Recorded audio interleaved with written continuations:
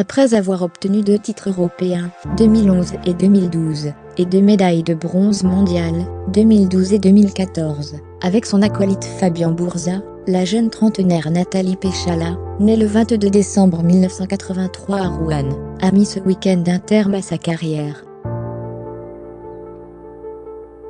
Pour l'aider dans cette nouvelle étape, la jolie Bruno Fauzer de Bérénice Bejo a pu compter sur le soutien de celui qui est devenu son supporter numéro 1 depuis un mois, un certain Jean Dujardin.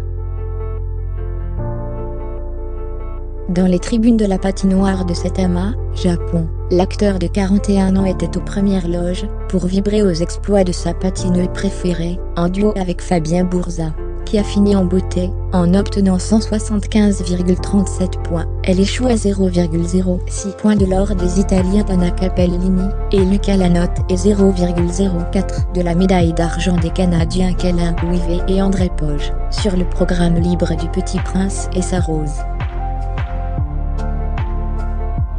Selon nos informations, ce n'était d'ailleurs pas la première fois que Jean se déplaçait à l'étranger pour encourager sa belle, décontractée, simple, très abordable. Jean fait d'ailleurs l'unanimité auprès de la délégation française de patinage artistique. Nathalie a été formidablement encouragée par The Artist, a dit Didier Gaïtaguet, le président de la Fédération française des sports de glace, à l'AFP. Jean Dujardin est un garçon charmant qui s'est vite intégré dans l'équipe de France. Il a été d'un réconfort précieux. Il s'est intégré, avec discrétion, et quand tout a été fini, il est venu aux côtés de Nathalie pour la réconforter. Nous avons invité Jean Dujardin pour notre petite fête de fin de compétition. C'était la communauté des gens du sport et de l'art qui s'étaient tous réunis pour réconforter une jeune femme exemplaire sur toute sa carrière et notamment ce soir. En s'affichant ainsi, l'acteur oscarisé semble montrer qu'il est prêt à assumer médiatiquement cette nouvelle relation. On sait peu de choses sur celle qui a réussi à gagner le cœur de l'un des acteurs préférés des Français.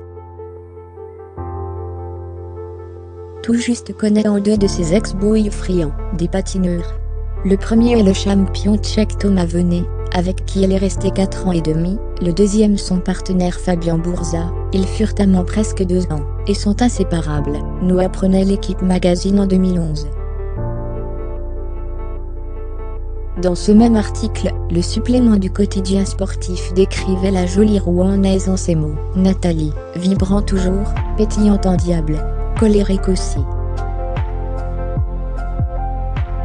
Elle est la laborieuse selon ses propres mots, obligée de bosser beaucoup.